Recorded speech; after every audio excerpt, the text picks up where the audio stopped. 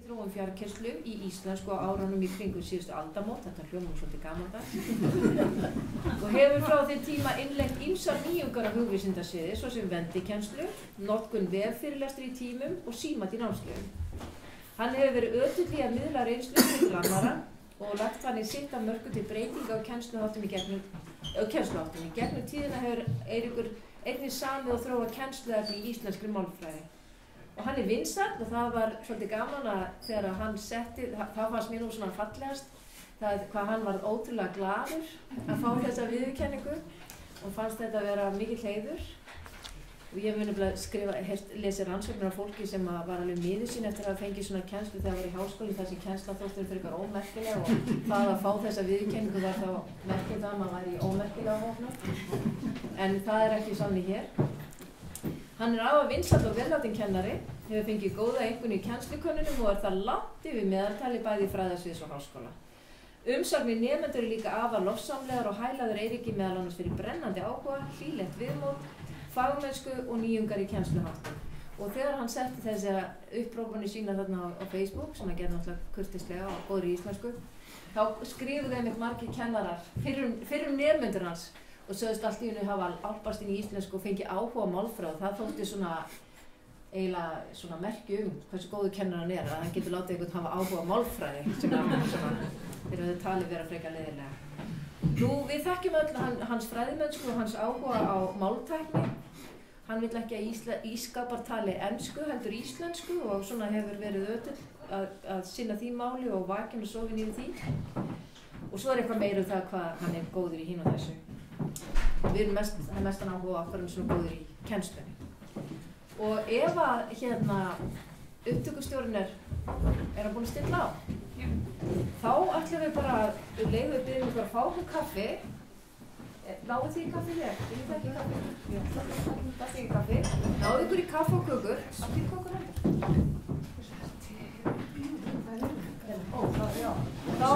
Þá ætla ég bara óska til hamingju og biðja þig að byrja.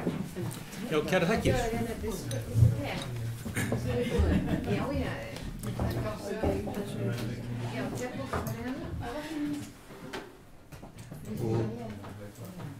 Og takk fyrir þessa kynningu. Ég svona ætla að byrja aðeins að benda á að ég með nokkuð ítarlega heimasíðu þar sem yfirlit það sem ég hef gert í kennslunni. Við þarfum náttúrulega að reyna að réttlæta það að hafa fengið þessa viðurkenningu og eitt líka sem ég tel mér til tekna að hafa beitt mér fyrir á sínum tíma að 1988 þá beitti ég mér fyrir upptöku sérstaks kennaranáms í íslensku, framhaldsnáms að loknu BA-prófi sem að þróaðist svo yfir í MP-nám fáum árin síðar og það var svona upphafið að því og ég hef setið í alls konar nefndur sem varðar kennslu, var í fyrstu kennaramenntunarnefnd Háskólans 1988 til 92 undir forystu Andra Ísakssonar og seinna Jóns Torfa Jónassonar og eins og Guðrún sagði ótal nefndum fjarkennslu og MOOC og ég veit ekki hvað og hvað. En sem sagt, ég þarf ekkert að fara að reykja þetta því þetta, ef einhver skyldi hafa áhuga þá getið þið lesið þetta allt saman hér á þessum ítarlegu heimasíðum og listi yfir þau námskeið sem ég hef kennt og svo framvegis.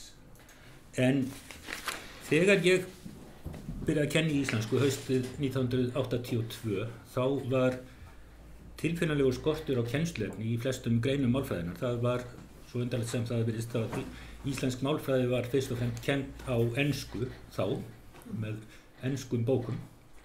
Ég hafði lært íslenska málfræði af enskum bókum þegar ég var í BA-náminu fáum árum áður og þess vegna, mér fannst það ekki hægt og fyrsta kennsluvetur minn, vorið 1983, þá samdi ég rit sem hét íslensk orðhlutafræði sem var kennsluefni í beygingafræði og haustið eftir samdi ég svo hver sem heitir íslensk hljóðkerfisfræði og í byrjun næsta árs 1984 þá endurskoðaði þessi rit og steypti þeim saman og jók verulega og gaf þau út í einu lagi undir heitinu Íslensk málfræði, hljóðkerfisfræði og beygingafræði. Þetta eru 180 síður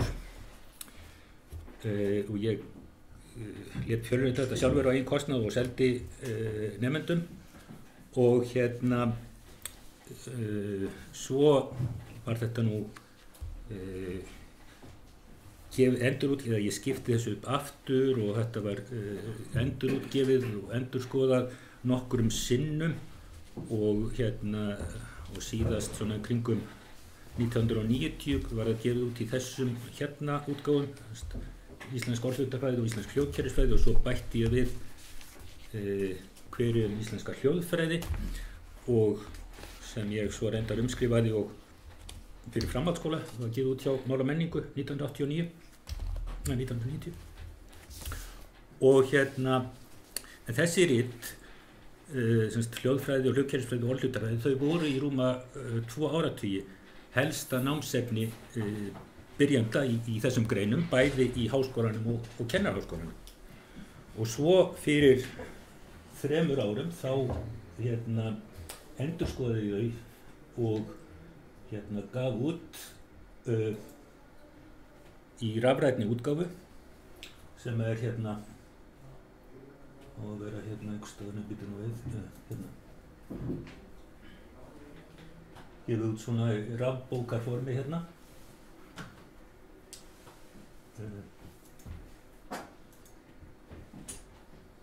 og þetta er sem sagt öllum opið á netinu og nemendur geta lesið þetta á netinu en þeir geta líka hlaðið því niður í PDF formi eða þeir vilja. Nú ég hef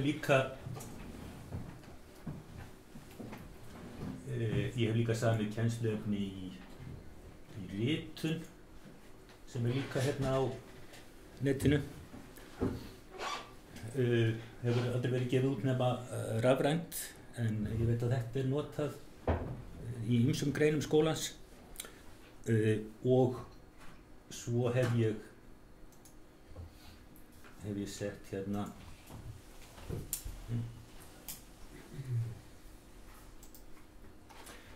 glærur í ýmsum námskeiðum á netið sem menn geta notað ef þeir vilja. Ég hef alltaf lagt áherslu á að nota íslensk íðorð eftir því sem að kostur er og í þessari bók frá 1984 íslenskri málfræði þá er þó nokkuð mikið af nýjum orðum sem ég bjóð til fyrir þessa útgáfu og ég einu sinni fékk styrk nýsköpunarsjóði námsmanna til þess að ráða námsmann til að nemanda til að taka saman drög að íðorðasafni í máltækni til dæmis. En svona varðandi það hvernig ég kenni, það er nú kannski aðalatriði, þá hef ég lengst að kennt á svipaðan hátt, það er að segja með fyrirlesturum en alltaf hvatt nemendur til þess að grípa fram í og spyrja spurninga og reynda að ýta undir umræðu tímum eftir sem hægt er án þess samt yfirleitt að vera með sérstaka umræðutíma. Fyrstu árin sem ég kendi þá skrifaði ég fyrirlestra yfirleitt frá orði til orðs en ég las á samt aldrei, ég talaði út frá þeim og ég svona notaði kannski fyrst og fremst svona til haldreipi til öryggis að því að þegar maður er að byrja að kenna þá er það versta sem maður getur hugsað það er að vera uppiskopað með efni í miðjum tíma þannig að ég með því að skrifa þetta þá hafði ég þá tilfinningunni alltaf að ég væri með nóg efni í tímanum og hafði ég vitað við með að fara með 8 handskrifaða síður inn í tíma og þá var ég nokkuð öruggt að ég er ekki uppiskopað með efni. Ég held að svona þegar ég var að kenna nýtt efni þá hafi ég haldið þessum sið fyrstu 20 árin í kennslu að skrifa fyrirlestra frá orðið til orðs þó að ég læsi þá aldrei og lítið á þá en var alltaf með þá svona við hendina. Og framan af þá notaði ég töfluna mikið og einu á milli stundum glærur af gömlu gerðinni sem satt svona á myndvarpa og það var þó oftast ljósitt úr bókum og greinum og oft ljósitaði líka einhvern efni, til dæmis töflur og dæmi og dreifði því til nemenda. Hins vegar samdi yfirleitt ekki dreifiblöð sjálfur framan af, en haustið 1991 þá var ég að kenna strempið fræðilegt námskeið þar sem að lesefni var þykk bók á ensku og ég áttaði mig á því að nemendur réðu illa við þetta, þannig að ég tók þetta til bragðs að gera ítarlegan útdrátt og staðfærslu fyrir hvert kafla. Þetta var sem sagt málfræði, setningafræði og eintóm ensk dæmi í þessari bók, þannig að ég setti íslensk dæmi inn og þurfti það náttúrulega að breyta textanum ofta því þetta passaði ekki alltaf nákvæmlega og ljósritaði þetta og dreifði til nemenda og svo setti ég þetta á netið 1995.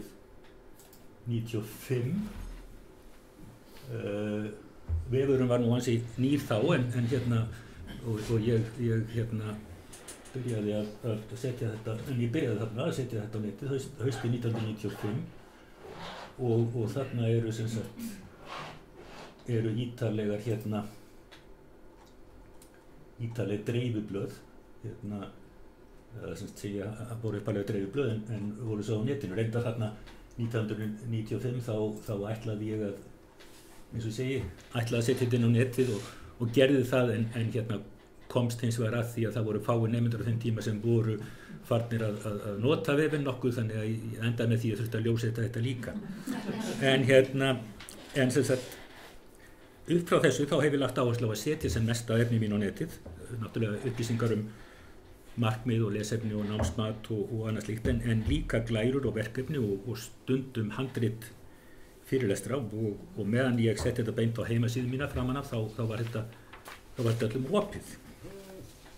En svo vorið 1999 þá tók ég PowerPoint í notkun og útbjó glærur fyrir öll námskeið sem ég kendi, bæði það sem ég hafði kent áður og líka ný námskeið og fyrstu 3 árin þá prentaði ég út gömlu plastglærurnar og notaði á myndvarpa vegna þess að á þessum tíma þá voru skjávarpar ekki konur nema í fáeinar stofur.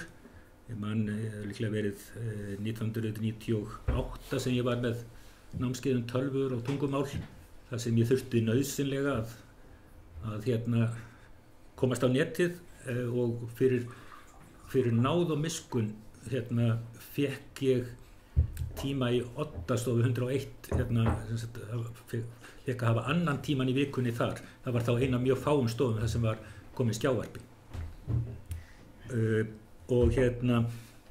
En við þetta að fara að nota PowerPoint þá hætti ég töfluskriftum að mestu leyti þó að ég tæki þetta alltaf og tæki einhver skýringadæmi á töflunni en það tengdist líka fjarkennslunni sem að ég byrjaði á að svipa leyti því að í henni voru oft notaðar upptökur þar sem að fjarnemarnir sáu bara það sem að var á tölvuskjánum og þá var náttúrulega óheppilega að nota töfluna mikið og þar að ekki þá skrifa ég alltaf ver og verð þannig að kom sér vel að því leyti en við þessa breytingu þá hætti ég að skrifa fyrirlestra frá orðið til orðs, jável þó ég var að kenna nýtt efni og síðan þá tala ég bara út frá glærum og reynir þá ofta að hafa þær nokkuð ítarlegar. En svo þarna með fjarkennslunni 1999 tók ég upp kennsluumhverfið WebCT sem að sumir muna kannski eftir og setti allt mitt efni þar inn til vors 2002 og það hafði svo sem ýmsa kosti en kannski einhvers staðar við hvað er þetta?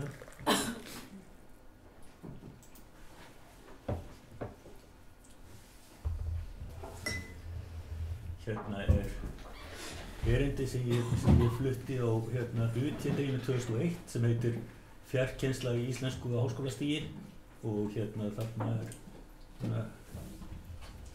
kunnuleg skjámynd fyrir þá sem muni eftir WebCT ítarlega lýsing á því hvernig ég notaði það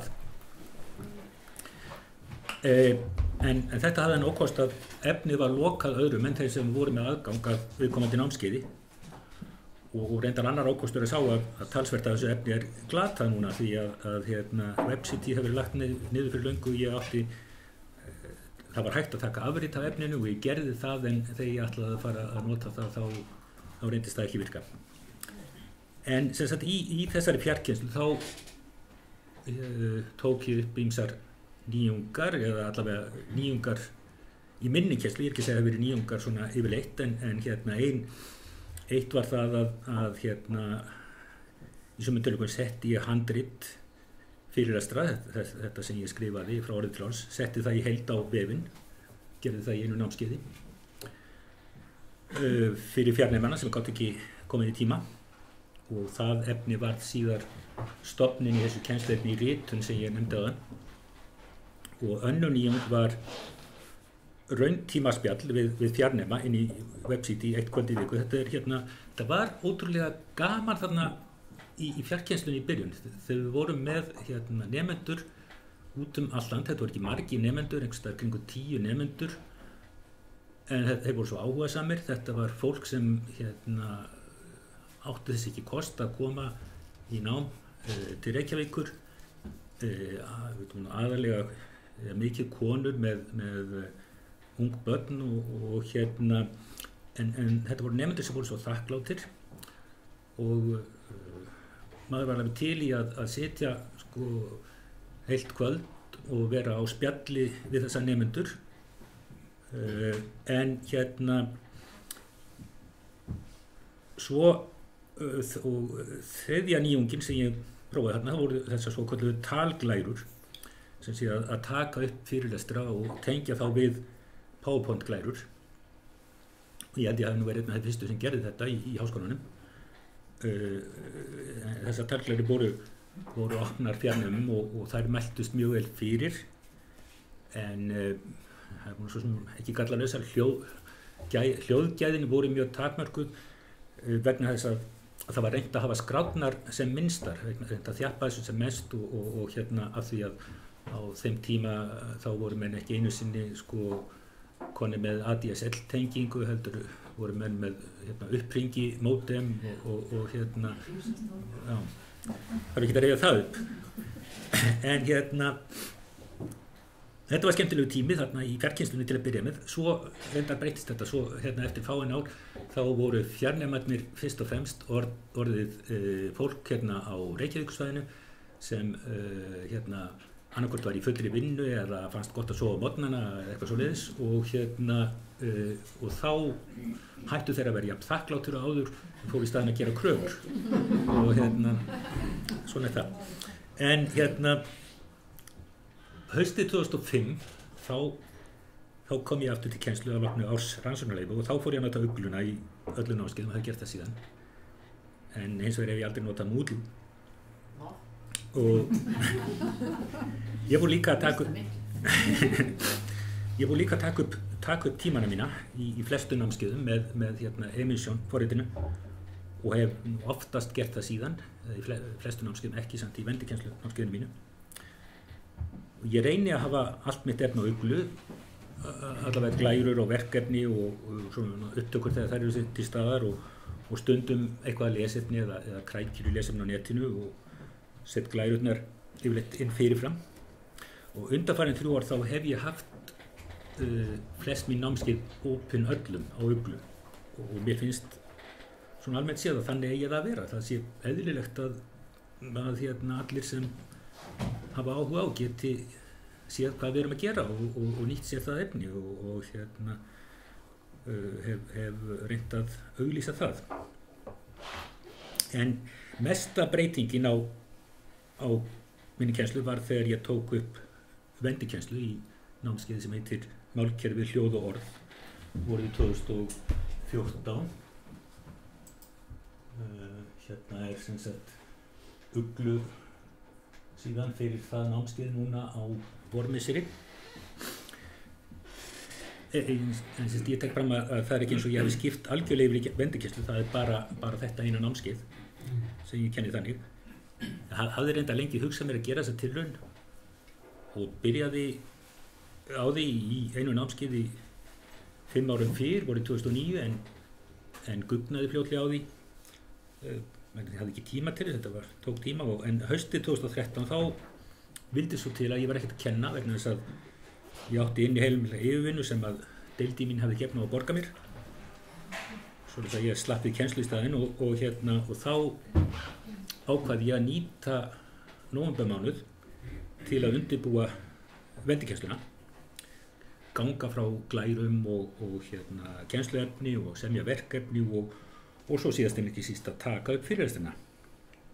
Ég tók upp bara heima hjá mér með emisjón, alls 48 fyrirlestra sem hver svona meðaldra svona hálftími, tæpur hálftíma lengd. Ég hafði reyndar hugsað mér að hafa fyrirlesturna styttri og ég veit núna að það þykir ekki skynsamlegt að hafa það svona langa. En efnið bara einhvern veginn laðist þannig að og svo geta náttúrulega nemendur gert hlé þegar þeim sýnist, þannig að ég hef ekki séð þetta sem stórt vandamál. Svo líka hægt að spila fyrirlesturna á 2 hraða ef að því að skipta. Það reyndar sko í spilaranum sem núna, þá það þannig að sko það er alveg hægt að hlusta á það þó þessi spila alltaf hrætt. Nei, það nefnilega ekki bjagað sko. Hljóð einhverstaðar. Það eru slökkt á hátalaranum. Byrjum á að velta fyrir okkur hvað hljóðritun sé og hvaða tilgangi hún þjóni. Við vitum náttúrulega að talmálið undanfari ritmálsins. Þetta er að skrifa, en það var lengi kunnað aðferðir til þess að breyta tölumáli í ritað og það ekki tíma byrjuðu með svona myndletri síðan hafa þróast aðrar. Þetta er kannski að nota bókstafi, láta bókstafi, takk sem hvernig bókstafi. En 1,5 er allt í lagi sko. Þetta er öðruvísin í gamla daga þegar maður var að spila sko plötur alltaf hratt eða segurbandspólur. Þetta er gert þannig að sko þagnirnar eru klipptar burt, þannig að röddin verður ekki sko eins og hjá Andri Sönd eða eitthvað svoleiðis. En þetta sem sagt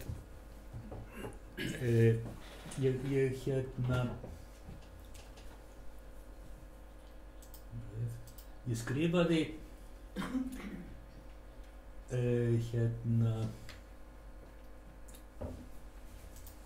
langa grein á Hugrás, þar sem að ég bara fer í gegnum þetta allt saman, þessa tilraun sem ég gerði, og maður geta lesið það ef þeir vilja. En þetta er sem sagt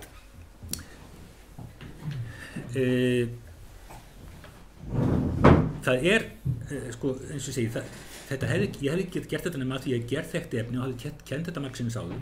Ég átti megnið af glærunum og ég hafði skrifað kennsluefni sem að svona dekkaði það sem farið yfir í námskeiðinu.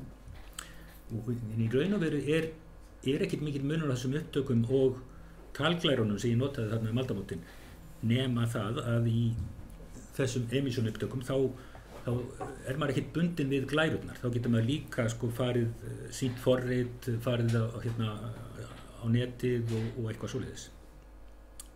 En þetta er sem sagt lagt upp þannig að nemendur eiga að hlusta á 4 fyrirlestri í viku samtals tæpa 2 klukktíma, og svo fækkaði ég tímum í stofu helming, þannig að ég hitti nemendur aðeins einu sinni í viku í staðinn fyrir 2 svar, 2 tími senn, og þennan tíma sem ég hef með nemendunum í stofunni nota ég þá til þess að fara yfir einhver flókina atriði og svara spurningum, fara yfir síðast af heimaverkefni og fleira. Eitt sem ég hafði ekki hugsað út í, eitt kostur í vendurkennsluna sem ég hafði ekki átt að mig á fyrirfram mér sá að það er aldrei neitt stress í tímum. Maður aldrei hefur aldrei áhyggjur af því að komast ekki yfir efnið, af því maður er búinn að fara yfir efnið.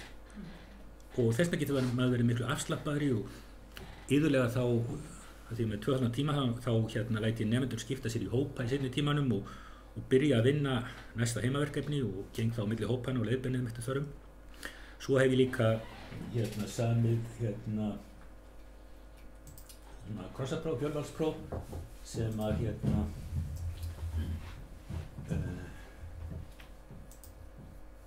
sem nemendur taka eitt fyrir hvern fyrirlestur og þeir eiga þá að taka þessi próf og sem sagt forritið question writer sem að kennslumiðstöðin með og ég bara geri hér eitthvað 10 spurningar í hverjum fyrir hvern fyrirlestur.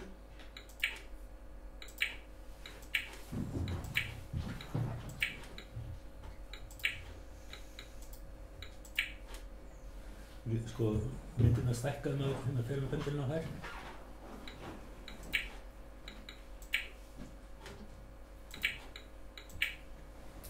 Og svo sem sagt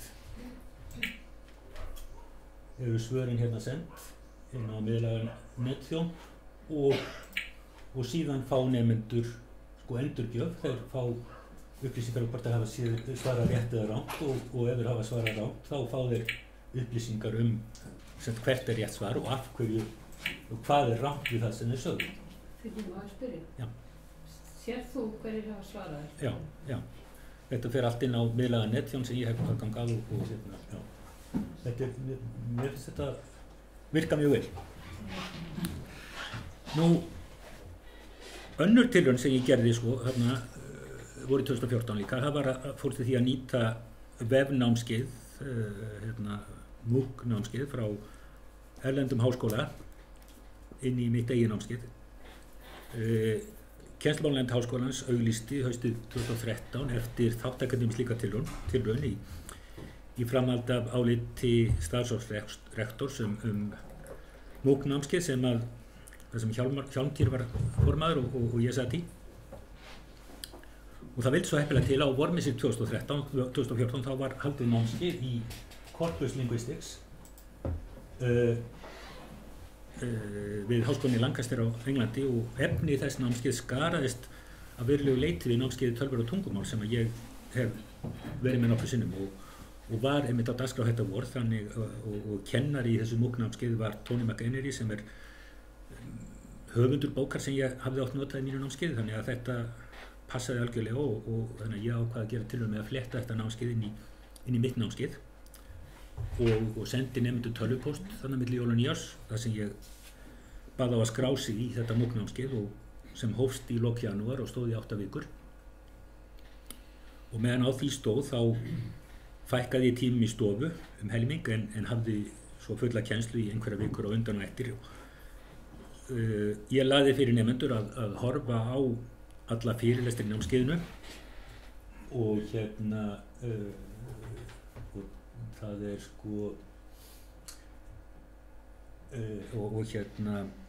taka fjölvalspróf, það búið upp á fjölvalspróf í þessu námskeiði líka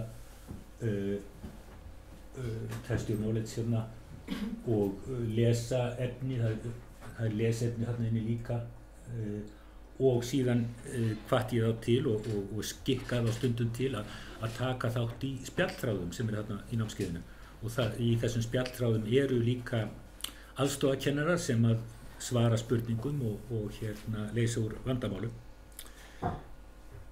og það náttúrulega það ekki búið upp á próf í þessu en ég nýtti þetta bara sem hluta af mínu námskeiði en ég sá námsmatið sjálfur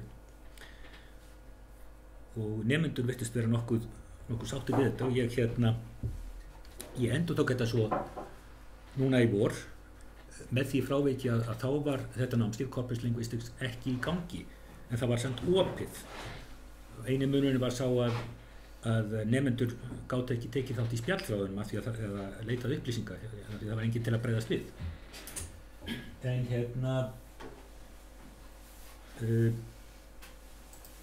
og ég skrifaði líka þetta í fréttabréf kennslumiðstöðvar haustið 2014 og geta lesið það ef þið vilja.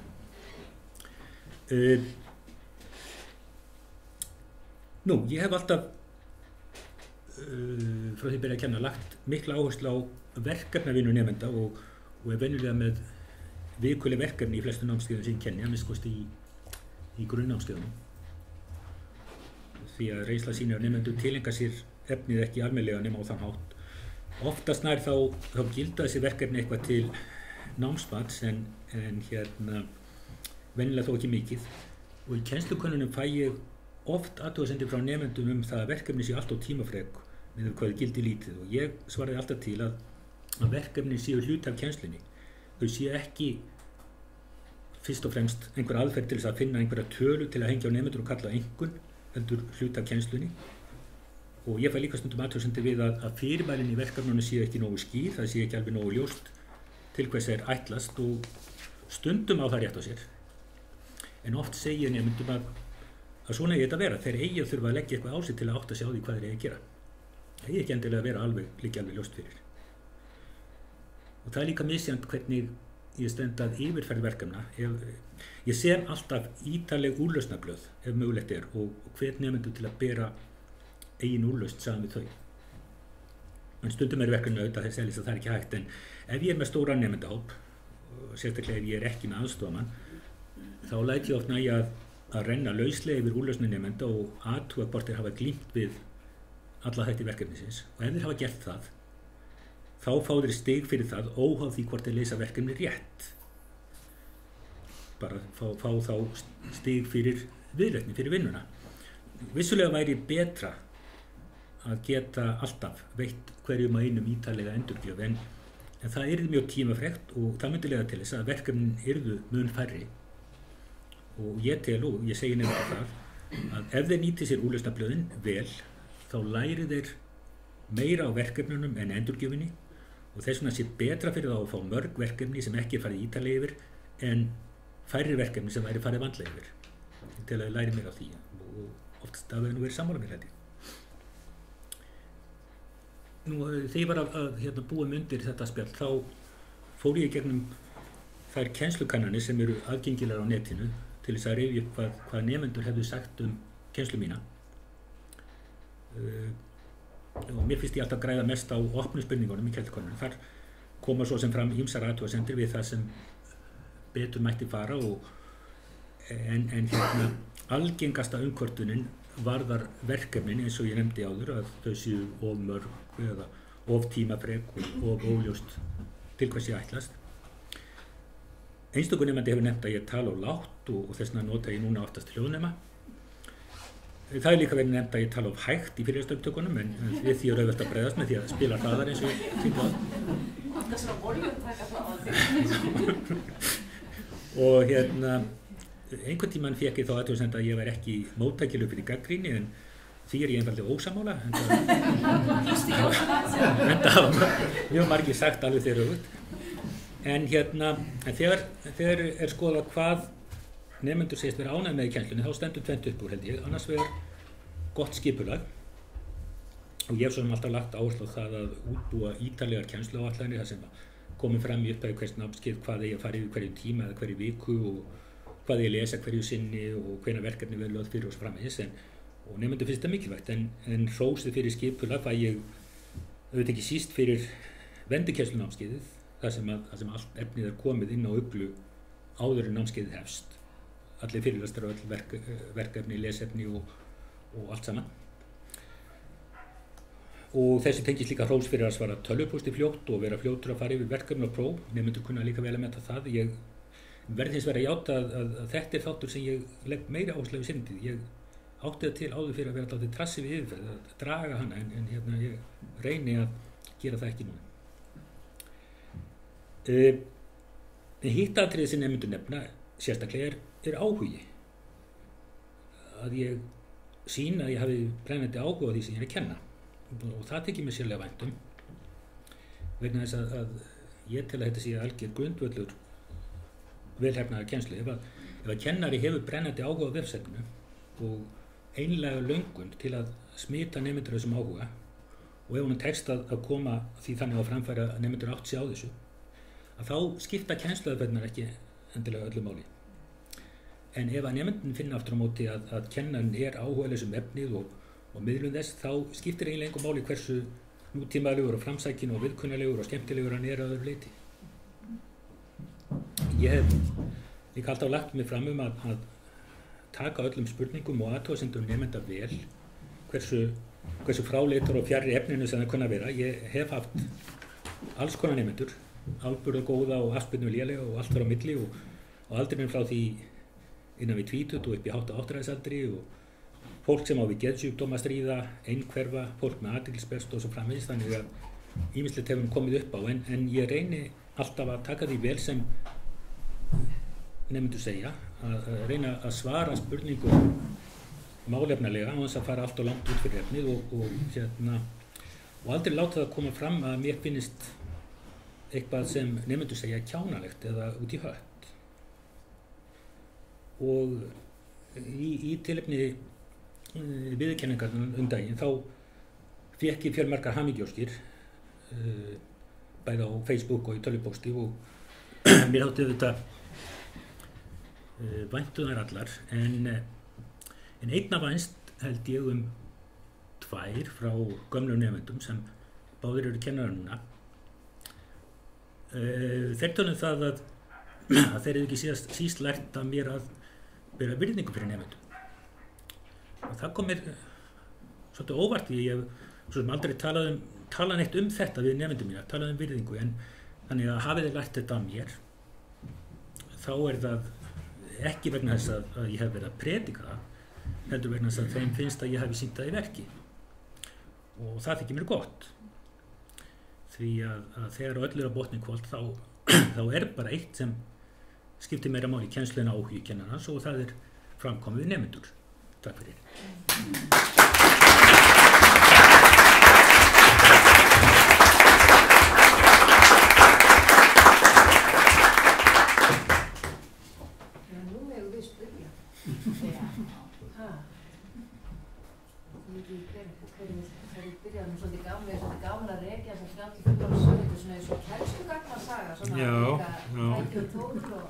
Mitt.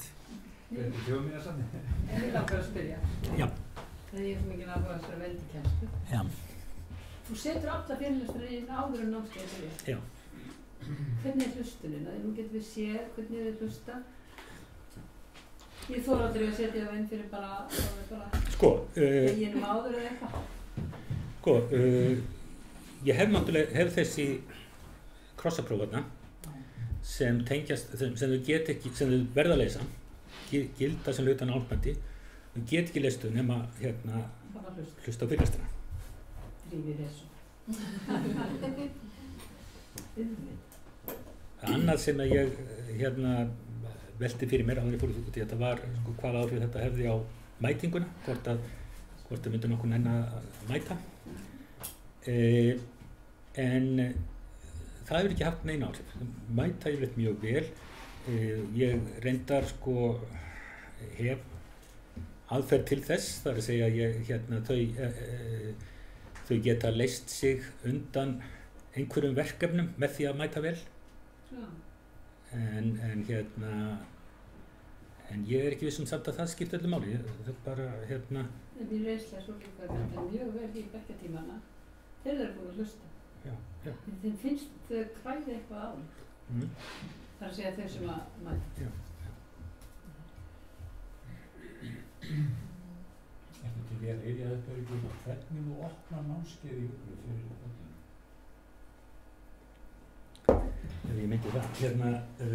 Og í sambandi við það, veistu hvort að fólk að kíkja í heimsókn til því? Já, það sem ég hef gert undanfari, ég hef auglýst þetta á Facebook einu sinni á hausti.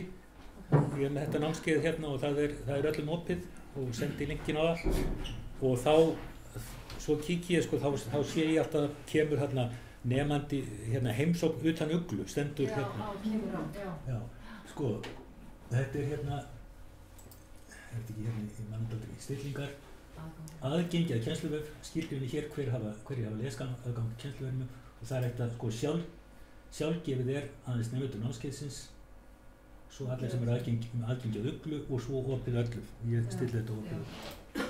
Og sko það hérna til dæmis ekki hérna kennsluáætlun sko skoða hverjir hafa skoðað hana. Þá sjáum við hérna, það nokkur dæmi heimsókn utan Uglu.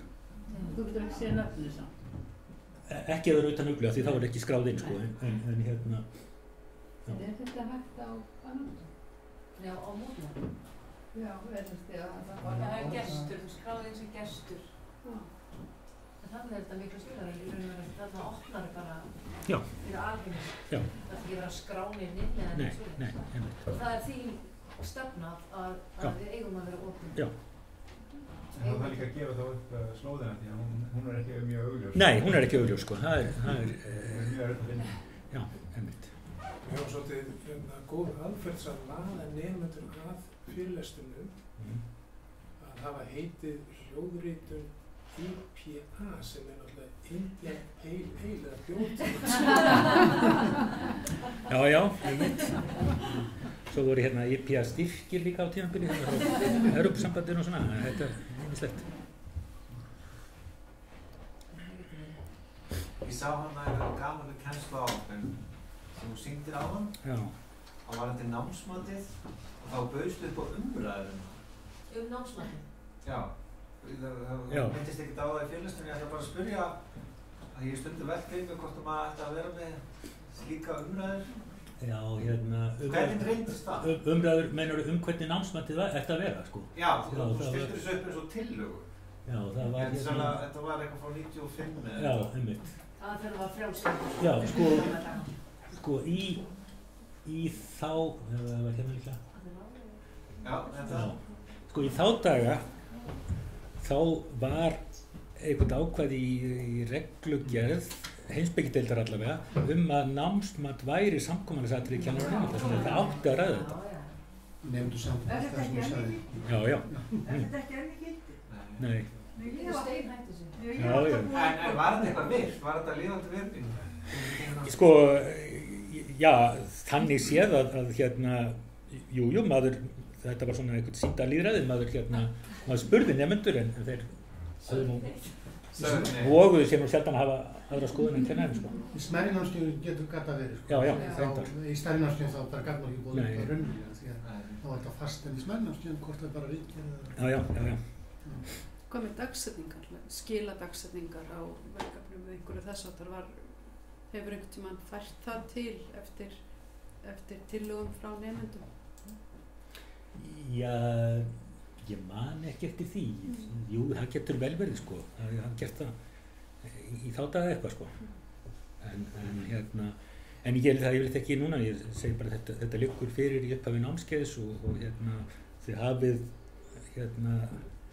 hafið nægan tíma, þið vitið hvenær eru skil og það er bara alveg svigrúm fyrir ykkur til þess að veikjast í 2 daga eða að tölvambíli eða eitthvað svoleiðis. Hvernig verkefni er það sem þú lætur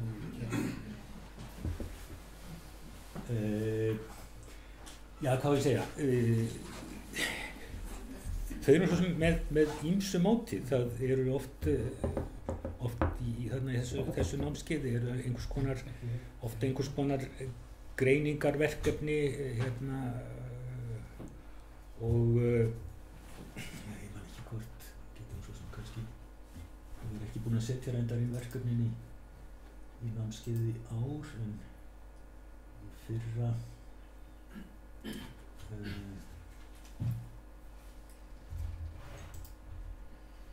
sást eitthvað utan við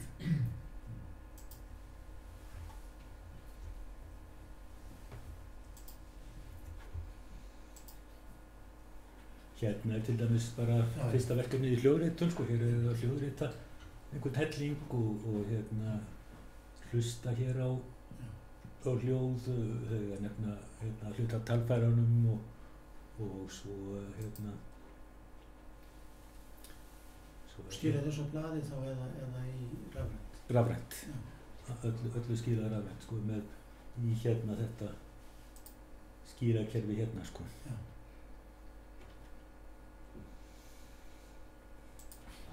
En þetta vendikensla, þú ert bara notað henni í námskeið?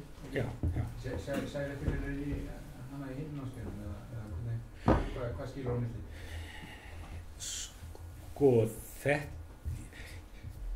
það eru ýmis skilyrði sem ég fyrst þurfa að vera. Sko, fyrsta lagi þá myndi ég aldrei, held ég að gera þetta í fyrsta skipti sem ég var að kenna námskeið. Ég held ég að þyrfti að vera hérna, sjóaður orðin handgengin efninu og sjá hvernig það virkar svona. Öðru lagi þyrfti að vera nokkuð klárt að ég myndi kenna þetta námskeið svona 2-3 í viðbót. Bara allt og tímafrekt sko, til þess að gera þetta fyrir eitt skipti. Og það bara, þetta er bara eina námskeiði sem ég verið að kenna og þetta fyrir ná sem uppfyllir þessi skilyrði sko. Þegar það svona vendikensla hendi jafnvel fyrir mismunandi efni? Nei, alveg klárlega ekki. Hún hendar mjög vel fyrir þetta efni sem ég er með vegna þess að þetta er svona, þetta er grunnnámskeið, fyrsta árs námskeið þar sem að það er nokkuð klárt hvað maður þarf að fara í gegnum og það breytist ekki svo mikið frá ári til árs hérna og hérna þessna auðvelt að hérna endur nýta, auðvitað gæti maður tekið upp einstaka fyrirlestra hérna að nýju en nýtt megnið að því en ég hef ekki gert það en hérna sko annars konar ýmislegt annars konar efni það hérna held ég að sé betra í sem sagt dagvirkum tímum allt saman. Ég nota þetta í ritum. Já. Ég með bæði framsókn og ritum. Í framsókn passar þetta ekki. En í ritunarnámskeið bara mjög þetta. Ég hefur aldrei haft ég gaman að kenna eins og eftir að ég byrja á þessu. Þetta er algjör kikk. Ég get sagt það líka sko, já, mér finnst það gaman og ég get sagt það líka að hérna ég hef aldrei sko fengið eins háar einkunnir eða góðar umsagnir í kennslukonunum eins og í þessu. Af hverju haldið það sé, hvað er svona gaman við, eða þú veist, í hverju fyrst skriða gæðina? Sko, þetta er ekki alveg einfalt. Hérna, það sem að nemendur tala í því sambandi er annars vegar hérna, skipulagi, þeir ánægði með það, þeir vita nákvæmlega hvernig það ganga, þetta er allt saman þaulskipulagt í byrjun algjörlega og svo sveigjanleikinn að hérna, þeir geta hlustað á þetta þegar þeim hendar og tekið hérna, krossaprófin þegar þeim hendar og hlustað á þetta aftur og aftur og allt í lagi þú séð veikir einn tíma og eða eitthvað. En svo er náttúrulega líka hitt að hérna, þegar maður er að gera einhverja tilraun að gera eitthvað í fyrsta skipti þá er maður alltaf betri sko. Og hérna, ég er búinn að kenna þetta námskeið 3 svar. Einkunnin mín sko lækkar frá ári til árs. Ég veit ekki af hverju, ég veit ekki hvort að það er hérna bara hóparnir mismunandi en það er bara þannig held ég að maður er svona uppveðraður þegar maður er að gera eitthvað nýtt og það er reyndar sko tengist því sem að mér finnst vera sko aðalgallinn á vendikenslunni. Það er þetta að hérna það er voru erfitt þegar maður situr einn heima að tala sig upp í einhvern eldmóð sko í hérna upptökum sem að hérna maður gerir stöksum í kennslunni sko með nemendum. En tímarnir sjálfur sem þú ert þá með nefndu, þeir hljóta þá að vera allt öðruvísi heldur en þeir hafa verið. Svo það er þá ekki fyrirlestur lengur og... Nei, og hérna ég reyndar, sko ég segi nefndum, bæði í upphafi námskeiðsins og upphafi hvers tíma, sko, hérna ég er ekki með neina dagskrá, ég er búinn að segja það sem ég hef að segja, nú er það ykkar að segja eitthvað, hérna komið með, hvað viljið þið ræða, eru þið með eitthvað sem að, hérna þið viljið fá nánari útskýringu á eða eitthvað svoleiðis og hérna mér finnst þeir mættu vera gera meira af því að koma með eitthvað sko en ef þeir gera ekki nú þá þá kem ég með eitthvað sem ég tel líklegt að ég sé í vandræðum með, en hérna, það mætti vera meira frá þeim. Kannski tvöalli, upp á eldmóðin heldur það að væri bóta að vera eins með aðstofumann og ræða eitthvað efni, þannig að þú sért svona meira samtal í staðinn við að segja innræða í hérna upptökunum. Og númer 2, lengdin, af því ég fekk þau ráðtæmis frá honum Gretti að þetta ætti ekki að vera mikið lengra, kannski 8 mínútur, frekar að hafa fleiri upptökur. Já, sko, mér ekki dottið í hugum, það getur vel verið að það geti virkað, sko.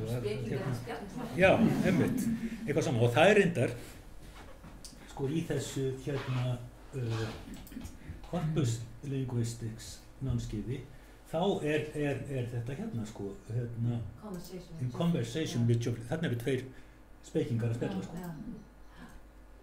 Og hérna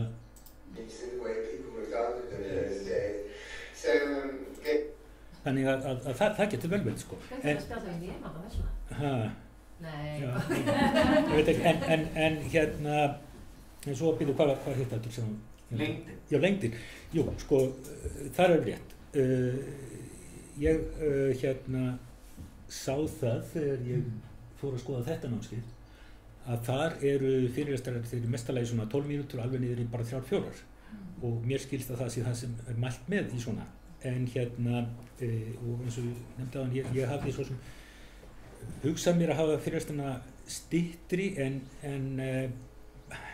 einhvern veginn fannst mér bara að hérna svona hver bara efniseind sem ég þurfti að gera skil, hún krefðist þessarar lengdar og það væri hérna ekki, ef maður væri að stytta það eitthvað, þá væri maður bara að hætta í miðju kafi og hérna svo hugsaði ég, ok, nefnendur, þeir geta þá alltaf bara hérna pásað og hérna, ef þið vilja og þannig ég hef svo mikið verið að hafa miklar áhyggjur af því.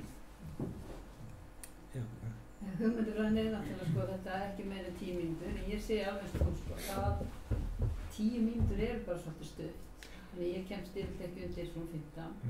En það er þetta með, sko, vinnustundina. Það er líka hugmyndafræðin segir, sko, vera með verkefni úr fyrirlestrunum í vinnustofunum og ég finn það mér, sko, til mínum nefndum að það rekur það á staðinn að fá þessi verkefni sem að tengjast fyrirlestrunum, sem að tengjast á þetta verkefni sem þeir eru að vinna. Og það er alveg ótrúlega góð mæting. Þetta er miklu skemmtilegri tímar eftir þegar maður stóði til töflu og þrusaði yfir þeim. Maður er búinn með það eins og Eiríkur segir. Miklu frekar að sé vinnustofu. Beiting. Já, learning by doing, hvað er það? Já, svo eins og ég segi, sko, nota ég oft hérna seinni tíman, þessum 2 tíma til þess að hérna átta skitsir og hópa, byrja að vinna, sko, næsta heimaverkefni og ég get þá komið að stað með það og hérna og síðan kláraði verkefnin bara heima og skila því svo og það er allt í lagi, sko, af því að þessi verkefni að því ég gef ekki, sko, einkunn fyrir þau ef ég gefi einkunn fyrir þau þá væri þetta náttúrulega, geti ekki gert þetta svona því að ég er að hjálpa þeim á stað og kannski segja þeim lausnina eða eitthvað svoleiðis í tímanum en síðan þurfa þau það sem að hérna, það sem ég gef fyrir að þau sýni það að þau hafi lagt einhverja vinnu í þetta. En það verður að vera vídeó, finnst þér, eða ég get bara að segja að lesi blaðsjur 120-140 og það geta prófið svona. Hvað er það sérstætt við upptökunum? Sko, ég veit það ekki, ég reyni náttúrulega að hérna að skýra efnið í miklu lengra máli heldur en maður hérna er með á blaði. Auðvitað gæti ég bara skrifa þetta sem ég segi í fyrirlestrunum og setja það inn en hérna ég nenni því ekki hérna og það er líka, sko, í þessum fyrirlestum þá bara tala ég út frá glærum, ég hérna er ekki með neitt handrit og mér finnst það bara bara eins og í tíma og ég er ekkert að leggja áherslu á það að þetta sé allt saman hnökralaust ef ég mismæli með eitthvað þá er ég ekki að taka það upp aftur, ég bara leiðrétti mig og svo framvegis þannig að þetta og fullt af alls konar stami og hiki og svona bara eins og þegar maður að kenna og ég bara hefur þá trú að það sé betra en ég svo veit ekki. Sálfræðilega náttúrulega það að nota fleiri skynfæri og þú ert að horfa á og sjá og hlusta og vera tón og tónfall og allt slíkt hjálpa manni í námi. Já, og svo náttúrulega líka svo er ég ekki bara að tala út frá glærunum, ég er líka yfirlega að, svo ég segi, sína einhver gagnasönd virka, fara út á netið og eitthvað svona, sko. Ég var að setja svona á netið í fyrra og út af fyrirlesturinn niður í svona 10 minna búta og mér fannst ég verið í mjög góðri stemning og það var fáránlega skemmtilegt, þetta er ónæmisfræði barna sem var og þá kann til að konum mér sagði, ert þú að reyna að vera David Attenborough? Það er svolítið svolítið.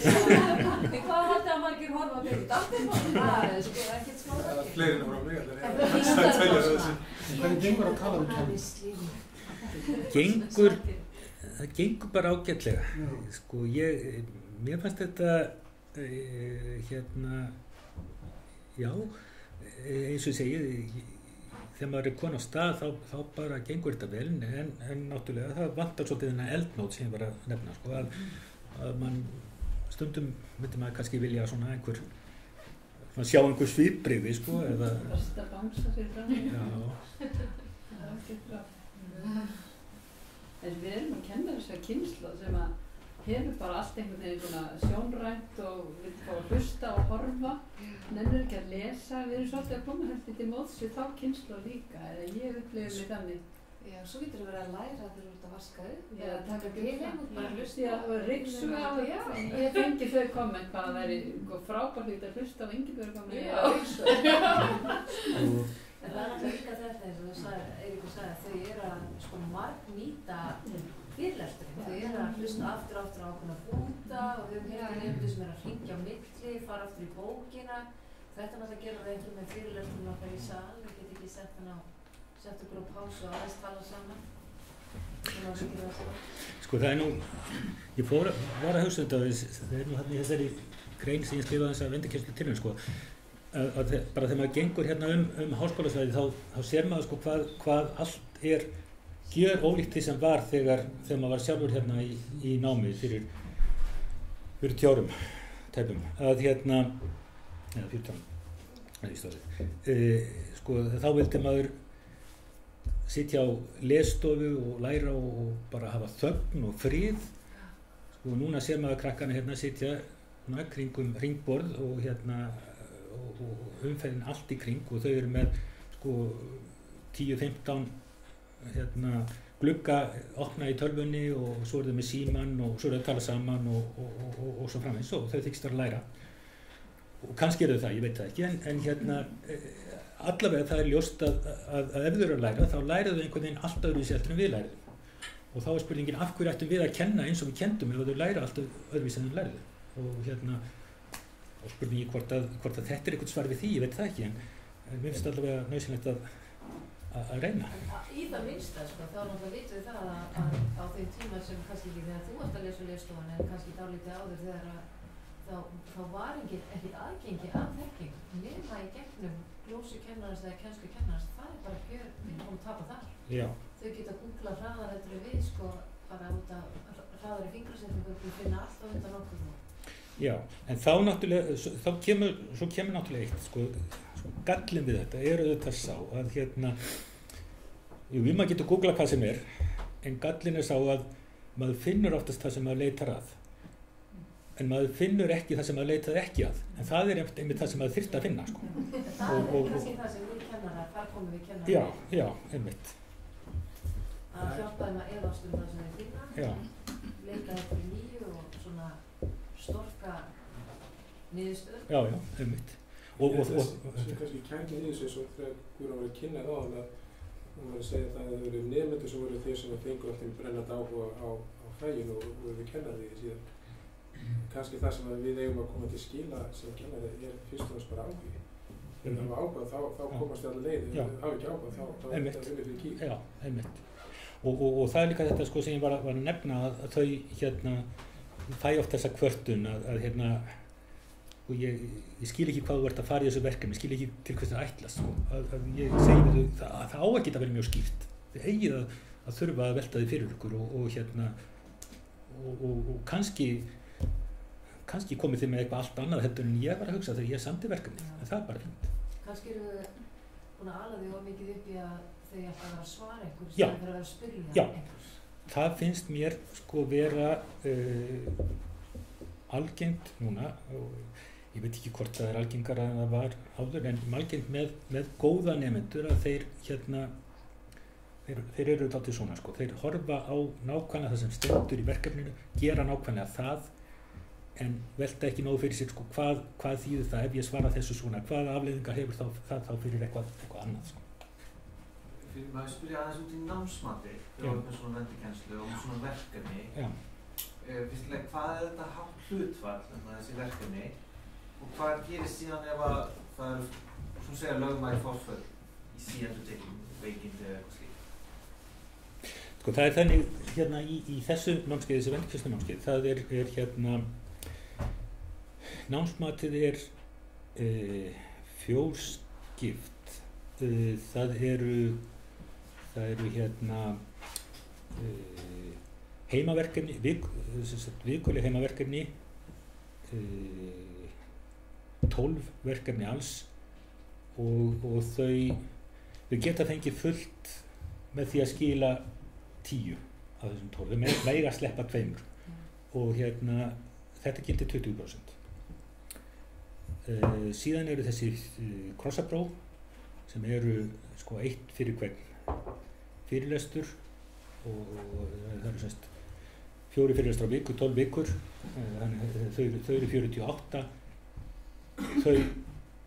Þau fá einkunnin er reiknuð úr þeim 40 bestu, þannig að þau mega sleppa 8 af þessum 48 eða þeim má ganga illa í 8 þannig að það er áhrif. Og síðan er verkefni mitt misseri sem gildir 30% og svo lokapróf gildir 30%. Þannig að þetta er ekkert vandamál, þau geta hafa alltaf svolítið svigrúm til þess að sleppa einhverju.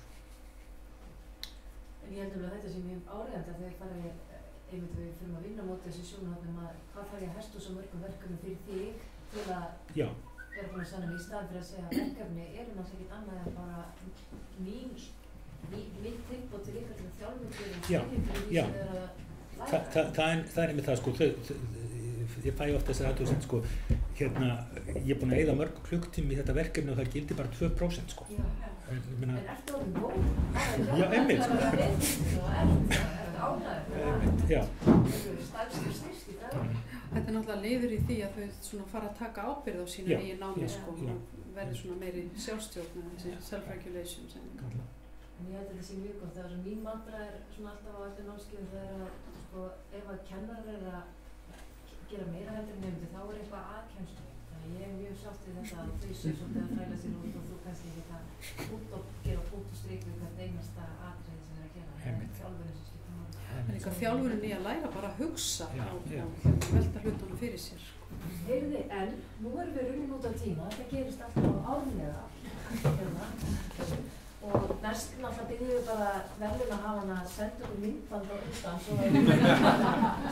svo bara einhverja spurninga úr og svo fyrir við krossapróf og svo ræðum við niðurstöðuna í tíma en og ykkur eru frjálst að sitja þessi áfram og borða meira kökum svo annars að það er nú ekki nóg góð framstæð þessu nefnum nóg þessi góði kökur en bara einhver þakka þér fyrir að deila þessu með okkur, bara þínum kennsluháttum og þínum svona ferði í gegnum kennsluna. Ég ætlaði alltaf að spyrja, ertu ennþá glaður í kennslu eftir 35 ár? Já. Þú ert það, já. Og innilega bara enn og aftur til hamingju með þessa tilnefningu, þessi verðlaun og svo án efa bara mjög verðugur hluthafi þeirra. Við gefum henni gott.